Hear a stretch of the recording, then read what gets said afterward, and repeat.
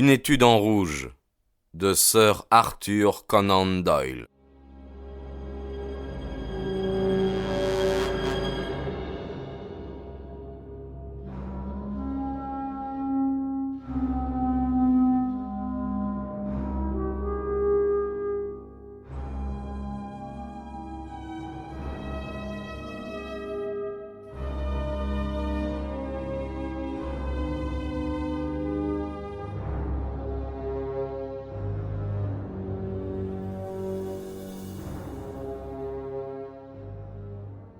Chapitre 1er.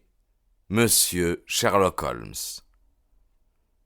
En 1878, reçu médecin à l'université de Londres, je me rendis à Netley pour suivre les cours prescrits aux chirurgiens de l'armée, et là, je complétais mes études. On me désigna ensuite comme aide-major pour le 5e régiment de fusiliers de Northumberland en garnison aux Indes.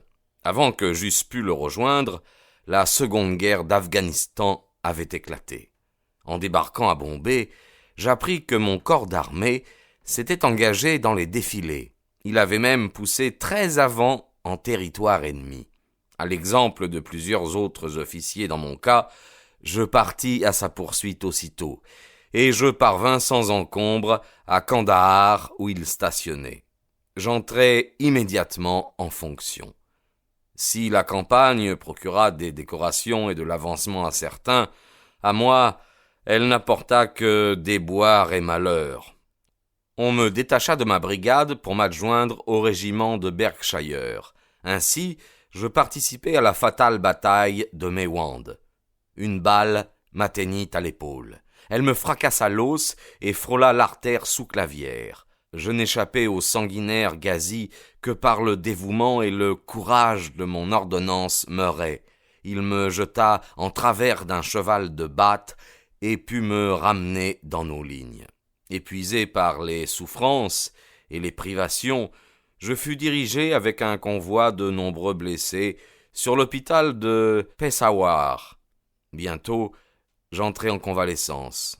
Je me promenais déjà dans les salles et même j'allais me chauffer au soleil sous la véranda quand la fièvre entérique me terrassa.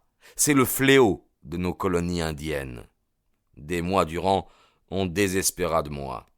Enfin, je revins à la vie, mais j'étais si faible, tellement amaigri, qu'une commission médicale décida mon rapatriement immédiat. Je m'embarquai sur le transport Oronte et un mois plus tard, je posai le pied sur la jetée de Portsmouth. Ma santé était irrémédiablement perdue. Toutefois, un gouvernement paternel m'octroya 9 mois pour l'améliorer. Je n'avais en Angleterre ni parents ni amis, j'étais aussi libre que l'air, autant du moins qu'on peut l'être avec un revenu quotidien de 9 shillings et 6 pence.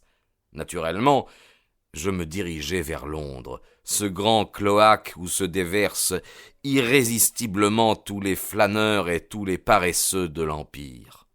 Pendant quelque temps, je menai dans un hôtel privé du Strand une existence sans but et sans confort. Je dépensai très libéralement. À la fin, ma situation pécuniaire m'alarma.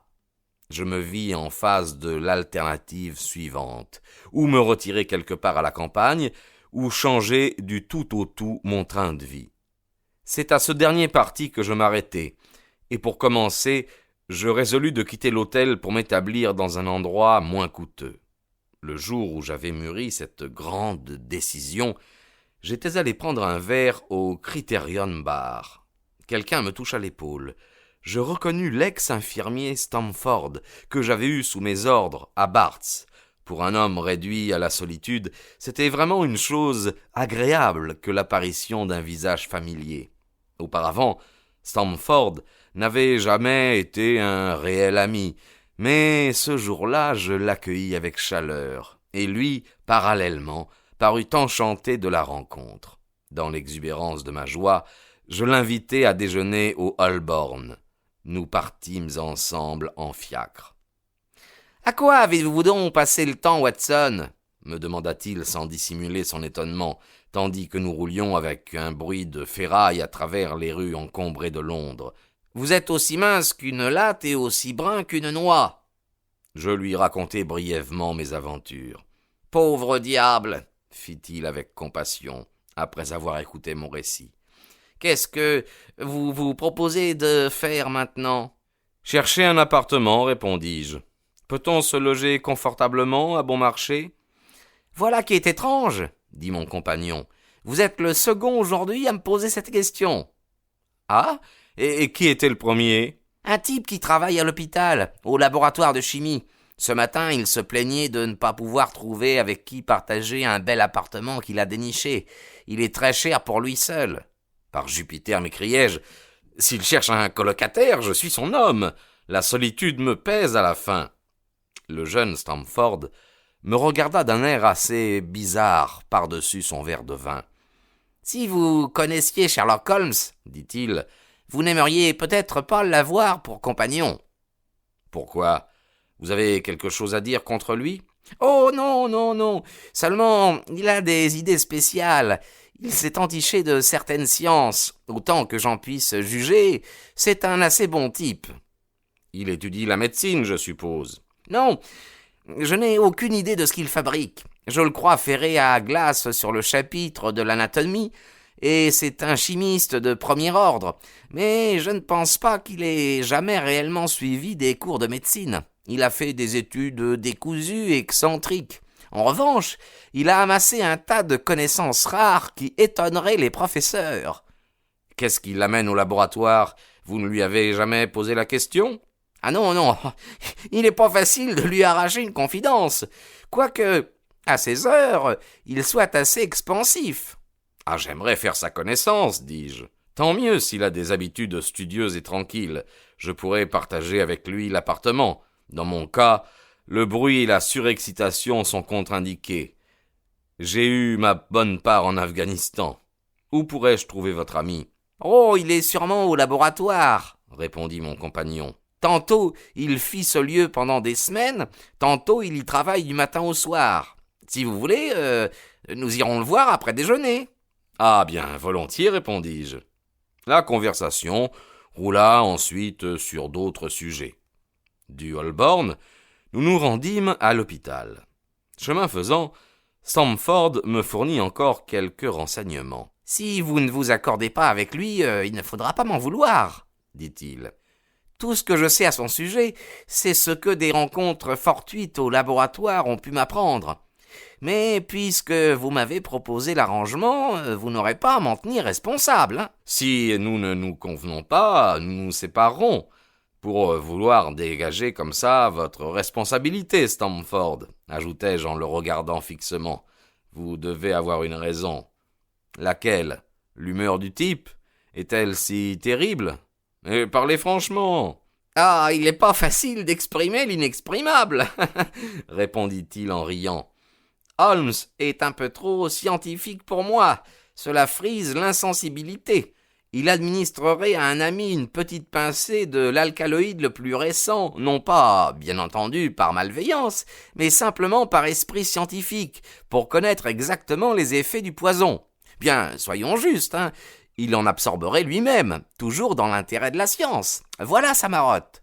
Une science exacte et précise. Il y en a de pire, non ? Oui, mais la sienne lui fait parfois pousser les choses un peu loin. Quand, par exemple, il bat dans les salles de dissection les cadavres à coups de canne, vous avouerez qu'elle se manifeste d'une manière pour le moins bizarre. Il bat des cadavres ? Oui, pour vérifier si on peut faire des bleus. Je l'ai vu de mes yeux vus. Et vous dites après cela qu'il n'étudie pas la médecine ? Dieu sait quel est l'objet de ses recherches. Nous voici arrivés. Jugez l'homme par vous-même. Comme il parlait, nous enfilâmes un passage étroit et nous pénétrâmes par une petite porte latérale dans une aile du grand hôpital. Là, j'étais sur mon terrain. Pas besoin de guide pour monter le morne escalier de pierre et franchir le long corridor offrant sa perspective de murs blanchis à la chaux et de portes peintes en marron foncé. À l'extrémité du corridor, Un couloir bas et voûté conduisait au laboratoire de chimie. C'était une pièce haute de plafond, encombrée d'innombrables bouteilles. Ça et là se dressaient des tables larges et peu élevées, toutes hérissées de cornues, d'éprouvettes et de petites lampes benzène à flammes bleues vacillantes. La seule personne qui s'y trouvait, courbée sur une table éloignée, paraissait absorbée par son travail. En entendant le bruit de nos pas, l'homme jeta un regard autour de lui. Il se releva d'un bond en poussant une exclamation de joie. « Bien, je l'ai trouvé !» cria-t-il à mon compagnon en accourant une éprouvette à la main. « J'ai trouvé un réactif qui ne peut être précipité que par l'hémoglobine. » Sa physionomie n'aurait pas exprimé plus de ravissement s'il avait découvert une mine d'or. « Dr. Watson, monsieur Sherlock Holmes » dit Stamford en nous présentant l'un à l'autre. « Comment allez-vous » dit-il cordialement. Il me serra la main avec une vigueur dont je ne l'aurais pas cru capable. « Bien, vous avez été en Afghanistan, à ce que je vois. »« Comment diable le savez-vous » demandai-je avec étonnement. « Ah, ça !» Il rit en lui-même. « La question du jour, reprit-il, c'est l'hémoglobine. Vous comprenez sans doute l'importance de ma découverte. »« Au point de vue chimique, oui, répondis-je. Mais au point de vue pratique, mes cher monsieur, c'est la découverte médico-légale la plus utile qu'on ait faite depuis des années. Ne voyez-vous pas qu'elle nous permettra de déceler infailliblement les taches de sang? Tenez, venez par ici. » Dans son ardeur, il me prit par la manche et m'entraîna vers sa table de travail. « Prenons un peu de sang frais, » dit-il. Il planta dans son doigt un long poinçon et recueillit au moyen d'une pipette le sang de la piqûre. « Maintenant, j'ajoute cette petite quantité de sang à 1 litre d'eau. Le mélange qui en résulte a, comme vous voyez, l'apparence de l'eau pure. La proportion du sang ne doit pas être de plus d'1 millionième. Je ne doute pas cependant d'obtenir la réaction caractéristique. » Tout en parlant, il jeta quelques cristaux blancs, puis il versa quelques gouttes d'un liquide incolore. Aussitôt, le composé prit une teinte d'acajou sombre. En même temps, une poussière brunâtre se déposa. « Ah !» s'exclama-t-il en battant des mains, heureux comme un enfant avec un nouveau jouet. « Que pensez-vous de cela ?»« Cela me semble une expérience délicate, répondis-je. »« Magnifique, magnifique. L'ancienne expérience par le Gaiacol était grossière et peu sûre. De même, l'examen au microscope des globules de sang. Il ne sert à rien si les taches de sang sont vieilles de quelques heures.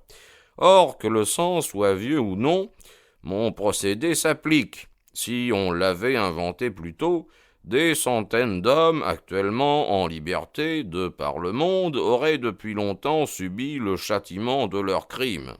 « Ah, en effet, murmurai-je, toutes les causes criminelles roulent là-dessus. Mettons que l'on soupçonne un homme d'un crime commis il y a plusieurs mois.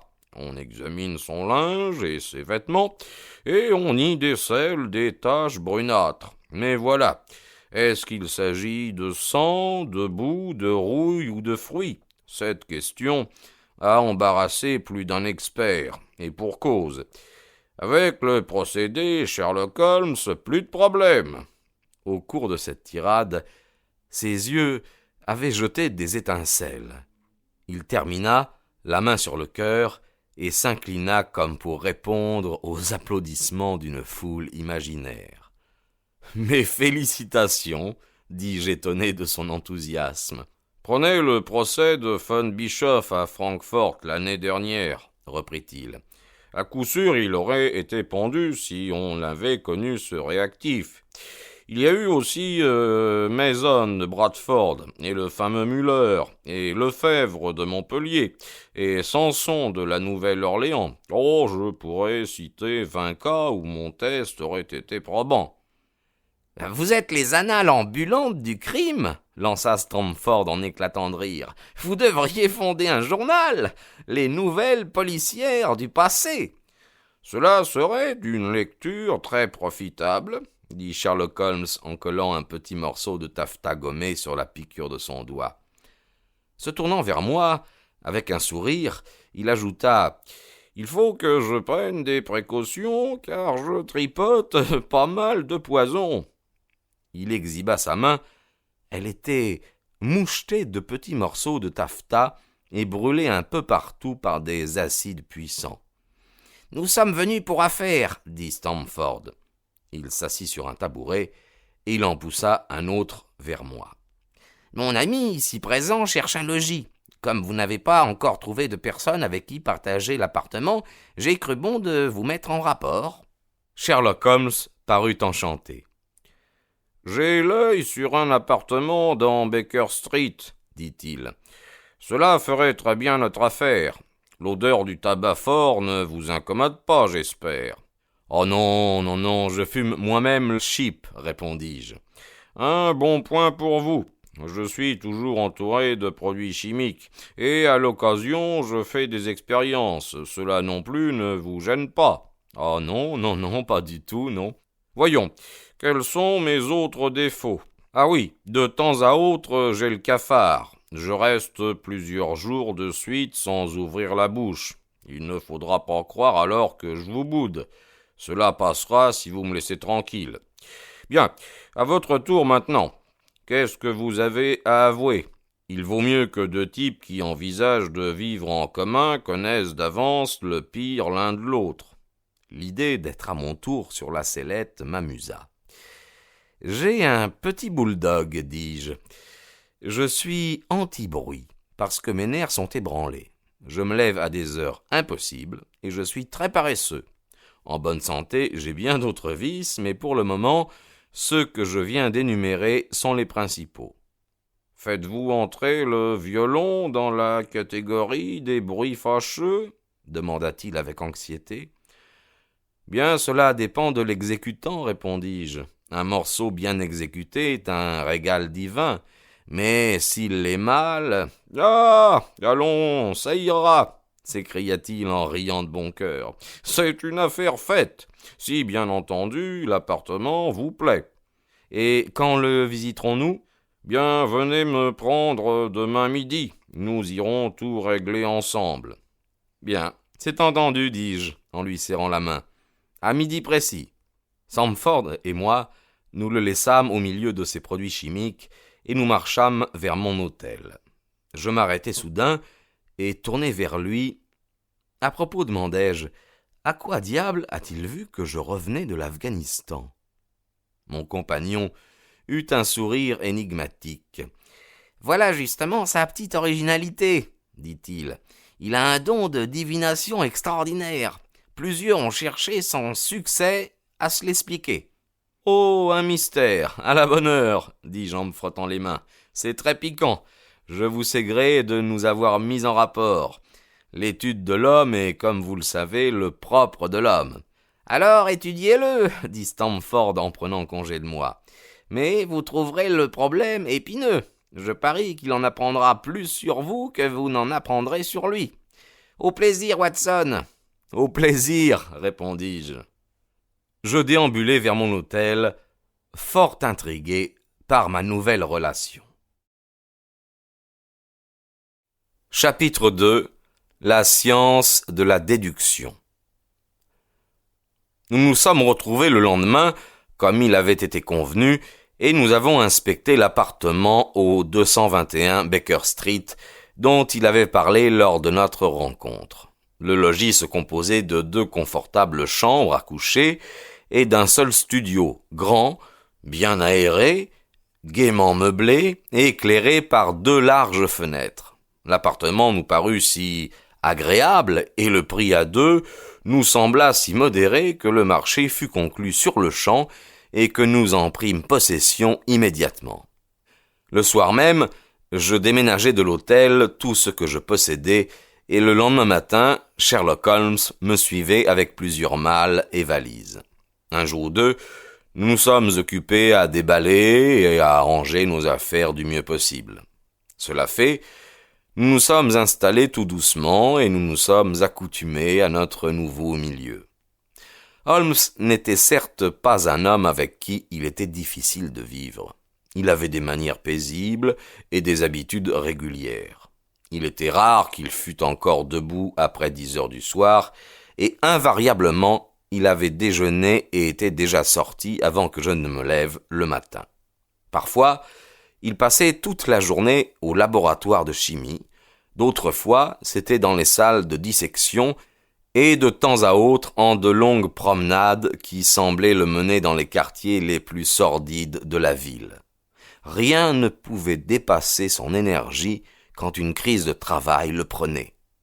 Mais, à l'occasion, une forme de léthargie s'emparait de lui, et pendant plusieurs jours de suite, il restait couché sur le canapé du studio, prononçant à peine un mot, bougeant à peine un muscle du matin jusqu'au soir. En ces circonstances, j'ai remarqué dans ses yeux une expression si vide, si rêveuse, que j'aurais pu le soupçonner de s'adonner à l'usage de quelque narcotique, si la sobriété et la rectitude de toute sa vie n'eussent interdit une telle supposition. À mesure que les semaines s'écoulaient, l'intérêt et la curiosité avec lesquels je me demandais quel but il poursuivait devinrent peu à peu plus grands et plus profonds. Sa personne même et son aspect étaient tels qu'il ne pouvait pas ne pas attirer l'attention de l'observateur le plus fortuit.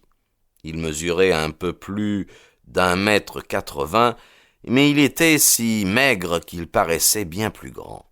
Ses yeux étaient aigus et perçants, excepté pendant ces intervalles de torpeur auxquels j'ai fait allusion, et son mince nez aquilin donnait à toute son expression un air de vivacité et de décision. Son menton proéminent et carré indiquait l'homme résolu. Ses mains étaient constamment tachées d'encre et de produits chimiques, et pourtant il avait une délicatesse extraordinaire du toucher, ainsi que j'avais eu fréquemment l'occasion de le constater en le regardant manipuler ces fragiles instruments. Il se peut que l'auditeur me considère comme incorrigiblement indiscret quand j'avoue à quel point cet homme excitait ma curiosité et combien de fois j'ai tenté de percer le silence qu'il observait à l'égard de tout ce qui le concernait. Avant de me juger, pourtant, qu'on se rappelle à quel point ma vie était alors sans objet et combien peu de choses étaient capables de retenir mon attention. Ma santé m'empêchait de m'aventurer au dehors, à moins que le temps ne fût exceptionnellement beau. Je n'avais aucun ami qui vînt me rendre visite et rompre la monotonie de mon existence quotidienne.